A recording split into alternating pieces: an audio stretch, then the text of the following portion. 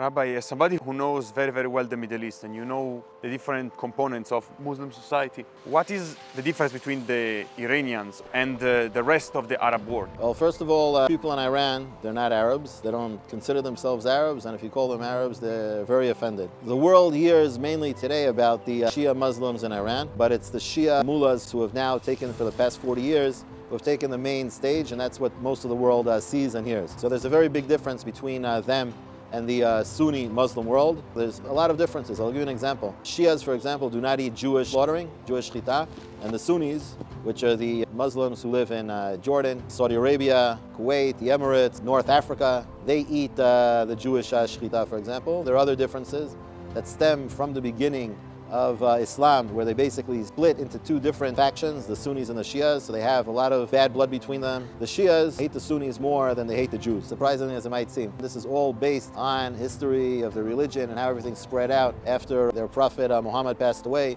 Who's going to be a successor? Is it going to be a successor from the lineage and descendant of their prophet Muhammad? Or is it going to be somebody else who has the capabilities but is not a direct descendant of Muhammad? So there's a lot of differences. That's part of the Middle East.